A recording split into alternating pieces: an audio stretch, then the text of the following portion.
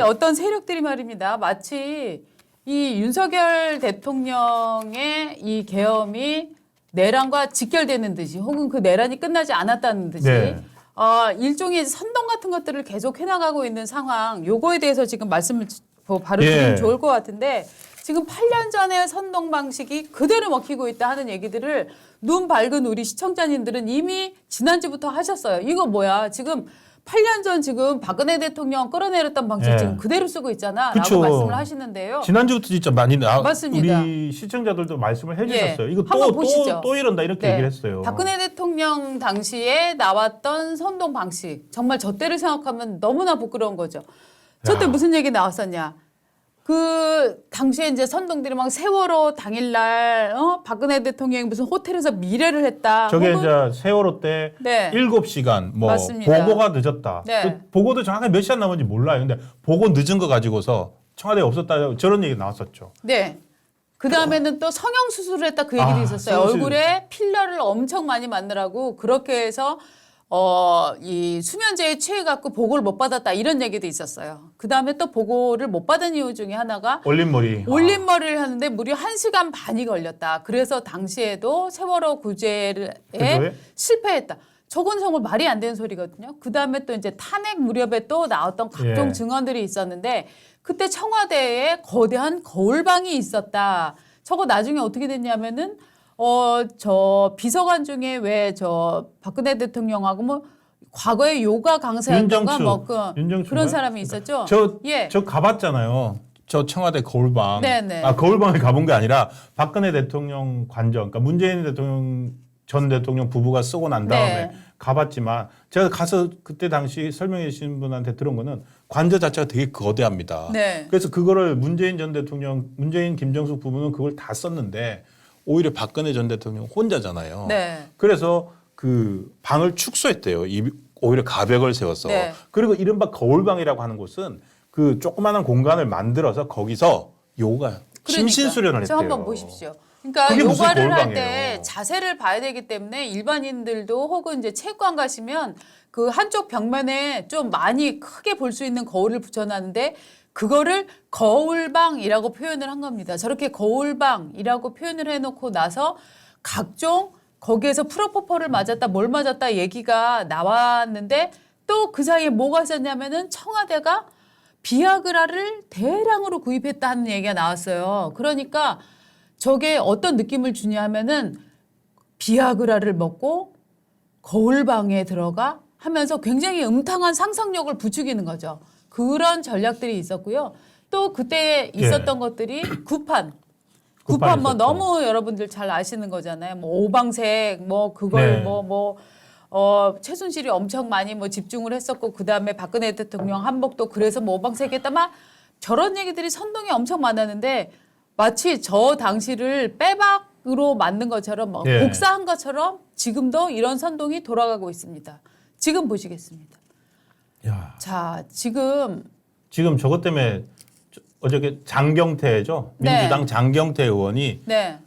정말로 왜 은인자중하고 장경태 의원이 가만히 있나 했어요. 네. 갑자기 스스로 기자회견을 자처해가지고 네. 계엄이 벌어지던 12월 3일 당일 김건희 여사가 서울 모처에 있는 성형외과에 가서 네. 리프팅을 했다. 뭐 네. 이런 얘기를 주장을 했습니다. 그래서 그 계엄 발령 시간 1시간 전에 나왔다. 이거는 네.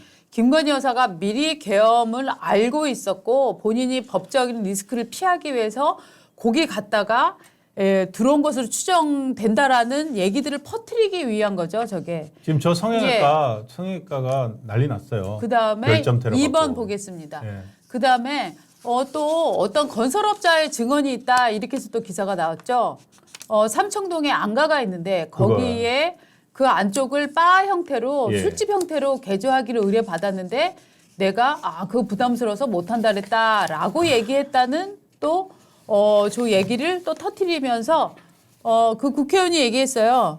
뭐라고 얘기했냐? 내가 그게 안가라서 확인은 못했어요라고 했고 제보가 그다음에 있었다. 또 세 번째 예. 계엄 후에 관저에서 굿을 또 벌렸다 하는 얘기가 또 있었어요. 네. 저 얘기는 뭐냐면은 이 정권은 무술에 빠진 정권이다 이 얘기인 거고 안가를 술집으로 개조를 하려고 했다 이거는 윤석열 대통령이 알코올 중독이라서 이런 일을 저질렀다 막 이런 종류의 이제 그 혐오감을 심어주려는 전략으로 보여집니다. 그 다음에 4번이 있죠. 7억을 줘도 지금 윤석열 대통령이 변호인을 구하지 못하고 있다. 이 얘기 뭡니까? 너무너무 대통령이 이제 그 빼박이기 때문에 네. 아무도 변호사들도 이미 등을 돌렸다. 이거는 탄핵은 물론 계엄, 내란죄까지도 이건 빼박 캔트라서 아무도 지는 재판에선 변호하려고 하지 않는다. 이런 네. 주장이고 이게 가장 무서운데 박선원 씨가 지금 주장하고 있죠. 블랙 요원들 무장을 한 블랙 요원이 복귀하지 않고 있다. 즉 지금 누군가를 암살할 수도 있는 이런 요원들이 복귀하지 않고 있다. 당신들 지금 크리스마스라고 케이크 먹을 때 아니에요. 지금 아직도 윤석열 내란이 네. 끝나지 않았어요. 이런 주장을 지금 펼치고 있는 상황이다. 전 이렇게 해석합니다. 그러길 바라는 거겠죠. 네. 아까처럼 이게 내란이라는 게 성립이 되기가 참 힘들거든요. 네네. 힘드니까 온갖 군사 관련 얘기들을 많이 퍼뜨리는데 지금 저 박선원 씨가 네. 지금 저거 이제 블랙 요원들이 미복귀했다는 거에 대해서 국방부나 군 같은 경우에는요. 점호가 정말 중요합니다. 그렇죠. 사람들이 제대로 그 시간에 있어야 될 시간이 있는지를 점호하는데 도대체 무슨 근거로 블랙 요원 미복귀라는 저런 주장을 하는지 모르겠는데요. 박선원 의원이 주장한 게 한두 가지가 아닙니다. 예를 들자면은요. 박선원 의원 같은 게 그것도 있습니다. 저 707 특임단 이게 내란이나 비상계엄 이게 사전에 준비돼 가지고 어마어마한 걸 준비했다고 하면서 707 특임단 요원들이 이틀 전부터 이미 출동을 대기하고 있었고 그 비상 대기 명령 때문에 예정 훈련도 취소됐다. 네. 이렇게 주장을 했었거든요.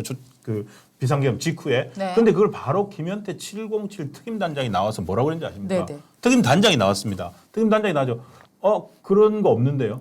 저 그날 퇴근했고 저는 그날 맞아요. 저녁 모임까지 갔다 왔습니다. 맞아요. 저녁 그런 모임 얘기예요. 갔었다는 얘기까지 네, 저녁 모임 갔다 와도 그 한마디로 그냥 바로 그냥 사그라들었는데 네. 박선원 의원 그거에 대해서 왜 도대체 무슨 근거로 누구 말 듣고 그 말을 했는지 국정원 1차장까지 하신 분이 그런 얘기도 있었죠. 그다음에 이것도 제가 심각한데요. 지금 저는 이제 최근에 틱톡을 깔았습니다. 네. 틱톡을 깔아가지고 이제 우리 시청자들은 많이 안 보시겠지만 틱톡은 이게 중국에서 만드는 SNS잖아요. 네. 틱톡에 지금 무슨 영상이 많이 돌아다니냐면요. 이 탄약함. 맞습니다. 그날 여의도에서 뭐 이상한 네. 탄약이 들은 거. 그게 탄약이 들었는지 뭐가 들었는지 몰라요. 그 영상이 돌아다니는데 그거 가지고서 또 민주당에서 뭐라 그랬냐면은 707 특임단이 그날 테이저건을 준비했고 그다음에 실탄, 공포탄 합쳐서 6,000발 정도를 준비했다라고 얘기를 했어요. 네. 그 사진이랑 연결시켜서. 근데 이것도 김현태 특임단장이 얘기를 했습니다.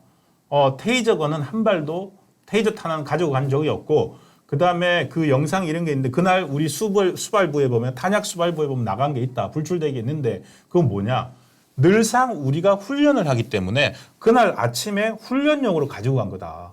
그거 갖고 와서 탄약 갖고 왔다 이렇게 하는데 그건 사실이 아니다는 얘기도 있었고요.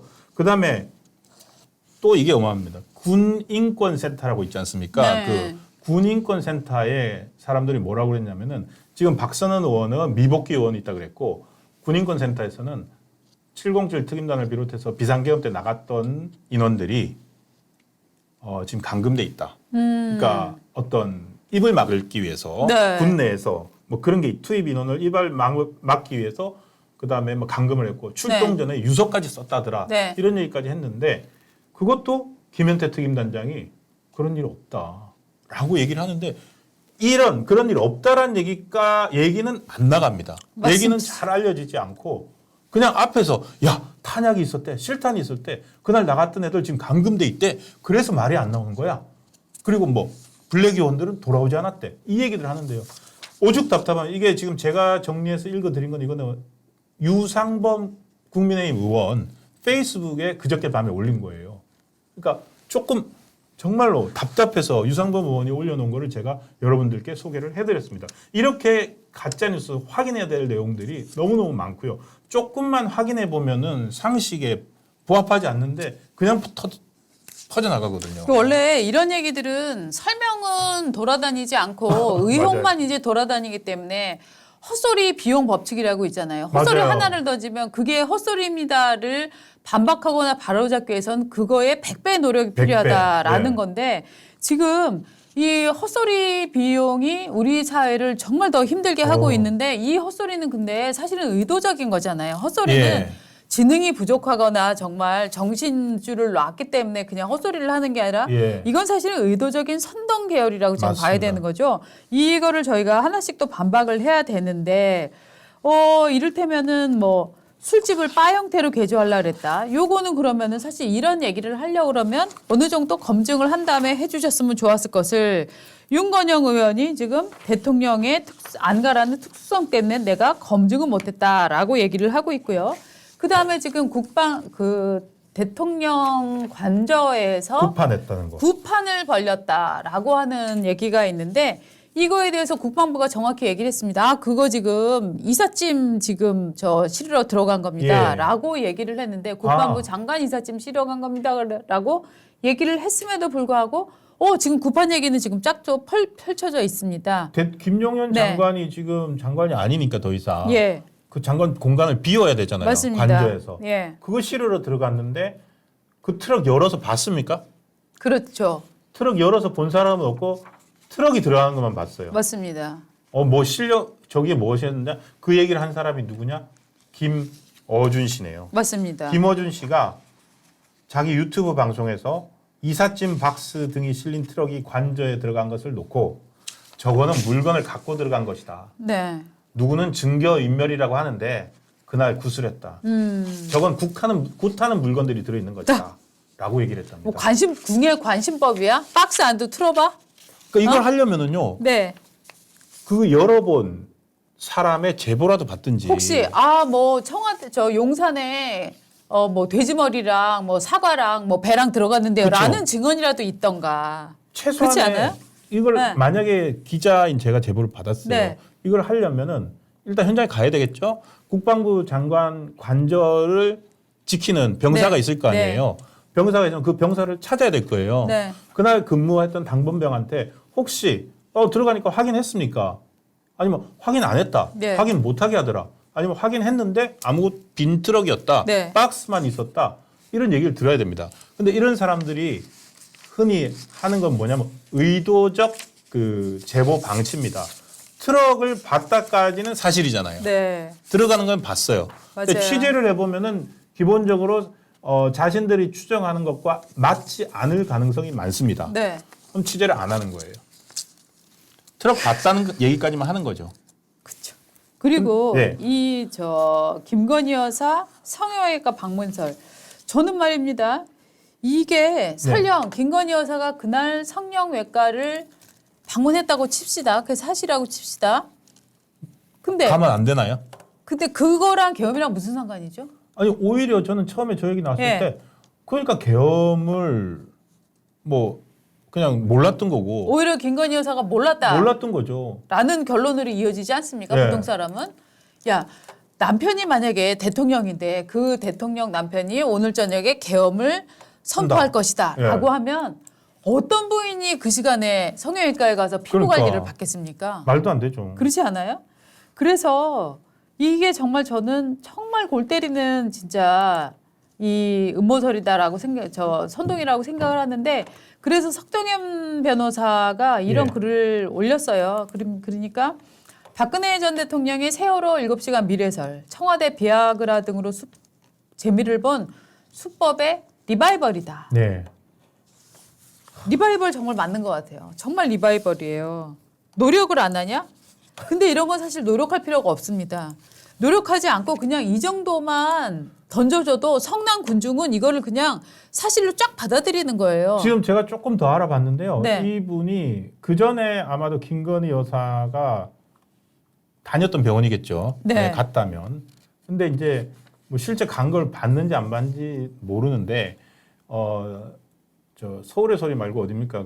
저 뉴스탑 그 강진구랑 했던데 네. 거기서 김건희 여사 그러니까 윤석열 정부 출범 초기에 네. 그 주치 명단을 가지고서 문제 삼았는데 그때 성형외과 의사가 있다 뭐 이런 얘기 네. 나왔었지 않습니까? 그러니까 이 뉴스 나오니까 바로 또 이제 그 병원 찾아가지고 네. 거기 또 댓글 테러를 하고 있는 거예요. 그러니까 이런 식으로 자꾸 유도를 하는 거예요. 그러니까 이게 저는 더 놀라운 거는 뭐냐 하면은 지난 주말에 정말 뉴스를 이걸 보도해서는 정말 언론사라고 할 수 없는 뭐가 하나가 터졌는데 예. 그 현역 군인이 기자회견을 했어요. 아, 예. 그래서 자기가 해군 소령. 해군 소령. 예. 그래서 어느 날 저 용산에 들어갔더니 거기 그림이 뭐 무속과 관련된 그림이 있다고 하더라. 그거를 김건희 여사가 샀다고 하더라. 예. 그게 비싸다고 하더라라고 해서 굉장히 이상해서 내가 그걸 사진 찍고 녹음하기 시작했다. 그랬더니 저 비밀 요원들이 예.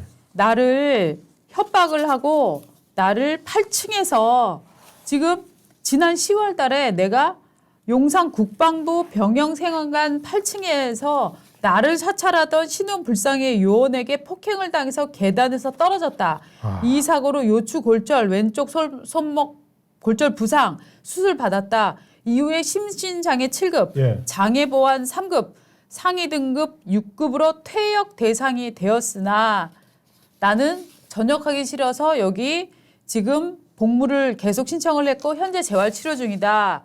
내가 윤석열 대통령에게 충성을 맹세하지 않은 불온 세력이며 빨갱이라고 그 요원들이 뭐라고 얘기했냐면은 나한테 너 우리가 네 와이프 성폭행하고 네 딸 이제 2돌 됐지? 걔 얼굴에 큰 상처 낼 거야. 평생 후회할 거라고 협박을 했다라는 내용의 기자회견을 한 거예요. 이거를 서울의 소리죠. 네, 그 또 서울의 디올백 소리입니다. 했던. 네. 그러니까 아무도 안 받아주니까 여기 가서 한 모양인데 네. 일반 매체들은 아무도 안 쓰지 않습니까? 그렇죠. 그런데 또 이런 것들이 안 써도 무슨 의미가 있냐면 이런 사람이 이 서울의 소리 이런 유튜브에서 하고 나면 이게 또 짤로 소문으로 네. 뭐 블로그글로 엄청나게 돌아다닙니다. 그러니까 저희가 정상 매체에서 쓰지 않는다고 네. 해서 요새는 그런 주장이 사라지느냐 그렇지는 않아요. 굉장히 그러니까 많이 돌아다닙니다. 이걸 어떻게 하는 거예요? 사실 이런 식의 주장을 기자들이 다 쓰기 시작했으면 저 만약에 이렇게 저한테 와서 제 기자 생활하면서 네. 제보한 사람 다 쓰기 시작했으면 저는 정말로 어마어마한 기사들을 많이 썼을 텐데 이런 주장을 하는 사람들은 어쨌든 기자들은 사람을 많이 만나보잖아요. 네.